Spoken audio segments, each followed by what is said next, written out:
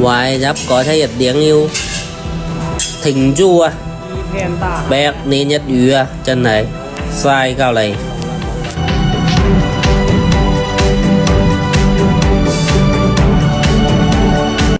thế cái này hay chọn đó hay nên diệp một bồn mà và nó hay mình học của cái à bù á một tay một bù này chỗ vàng tay cho két bồn nó đấy tại chỗ bồn hội này gì của chỗ quả tay à tay tính thân tải á thế cái này hay chọn đó hay nên diệp một bồn mà và nó hay mình học của cái à bù á một tay một bù ngọc tinh môn đâu thôi màอยู่กันโมquay dương nó to này này mâm năm mai âm đại lộ phải chạy đào về chung là không đại rồi lộ nó bậy thèn thắp cho đào ngọc nó thiêng tinh môn nó bị âm nhiều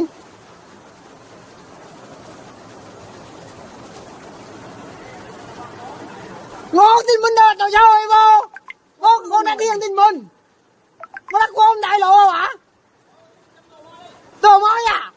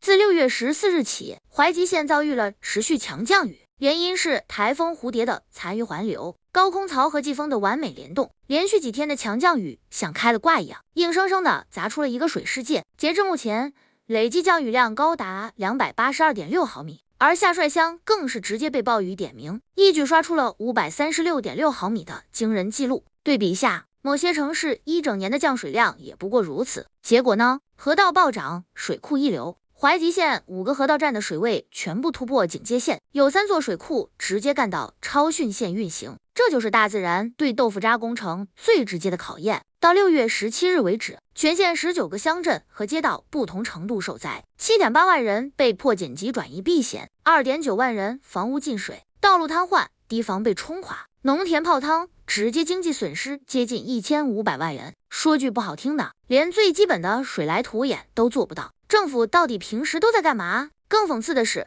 等到灾情已经一发不可收拾，官方终于英明决定，在6月17日晚上7点启动了最高等级的防汛1级应急响应，全面停课、停工、停产、停运、停业。这操作像极了火都烧到脚底了才想起来有灭火的节奏，灾难早就摆在眼前，早干嘛去了？而现在怀集依然处于防汛的关键时期，暴雨尚未停歇，洪水仍在蔓延，地质灾害的风险高居不下。虽然预报说未来降雨强度会减弱，但山体滑坡、泥石流、塌方这些后遗症可不会轻易放过这个小小的县城。这就是现实中的中国，在歌舞升平的官方叙事背后，是一个个泡在洪水里的普通人，在科技强国的口号下，是连排水系统都无法应对暴雨的基层城市。所谓以人民为中心，到头来却是人民在风雨中自救，政府则躲在办公室里等着发通稿，等着开发布会，等着稳住阵脚。每一次灾难都像是一面镜子，照出了这个体制下的冷漠与僵化。怀集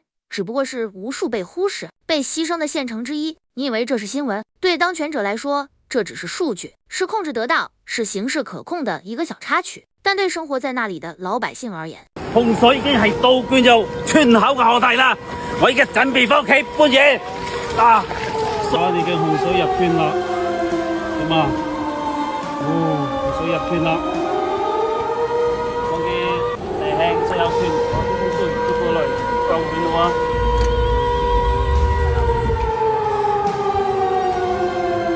可以，好，掉個頭，對。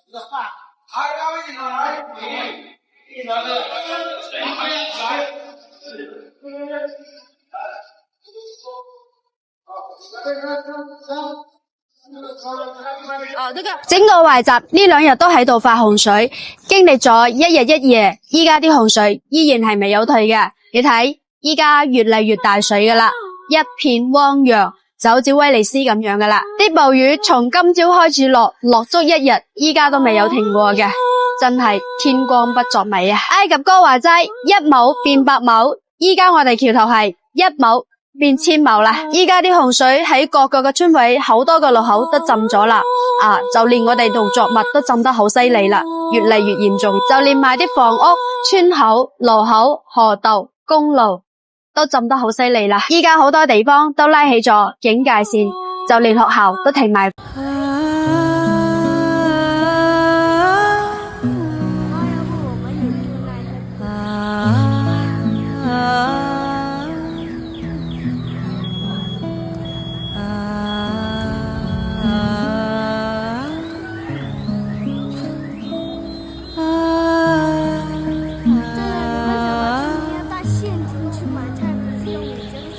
肇慶懷集唔見咗係旅遊宣傳畫冊入面個山清水秀，反而俾連日暴雨整到變咗一盤人間蒸發喎，唔係誇張，係真浸到咩都冇得成。連日暴雨之下，懷集出現嚴重水浸，公路變河道，地底商鋪幾乎全部被水淹頂，民居停電，居民要靠電筒照明，有啲人仲要爬上屋頂等救援。講真，中國特色社會主義果然獨一無二，連水災都可以做到與眾不同。最誇張嘅就係穗江，當局設喺當地嘅水文站錄得有紀錄以來最大洪水。星期三朝早，穗江懷集站洪峰竟然超過55米，超出警戒水位5米，刷新咗建站以來嘅最高紀錄。呢個紀錄好勁，唔係因為治理得好，而係因為管理徹底失守。但你以為政府會早早準備好？唔好咁天真。直到星期二晚，懷集3防指揮部先至決定，喂，唔得啦，真係出事啦！緊急將防汛應急響應提升至1級，發布防汛緊急動員令，同時緊急轉移2.9萬人。唔好意思，水已經浸入屋，先至話我們重視災情。中共一貫操作，先死人才出通告，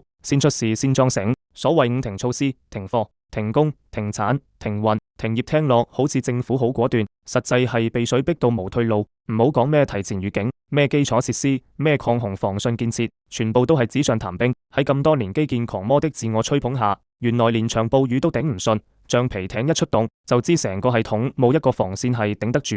而最諷刺嘅就係人民一邊捱水災，一邊睇到官媒仲喺度報道抗災有力，群眾感恩。你估係拍抗戰戲？官員坐辦公室發命令搞通稿，災民喺水裏捱飢受凍，仲要感謝黨。你黨到係試下喺水入面沖1晚涼先啦。每一次災難都係一場揭露，揭露咩？揭露咗所謂精準治理、智慧城市、現代化治理體系全部都係口號。洪水一嚟，群眾就靠自己拯救自己，政府就靠 PPT 拯救面子工程。至於你死唔死，關佢哋咩事？今日係懷集，聽日可能係你屋企。喺呢個制度下，冇人真係安全。每年都有地方變澤國，每年都有媒體話情況可控，每年都有領導講吸取教訓，但下年繼續照舊，換個地方繼續浸。咁問一句，究竟係天災定係人禍？水浸都係自然無常，但管理無能、預警失效、工程豆腐渣，全靠自救，呢啲係制度決定嘅人禍。所以各位，不如一齊反問下自己，係繼續信口號，等下次浸到自己門前，定係要睇清楚一個漠視文明、只顧面子嘅體制，到底值得你信幾耐？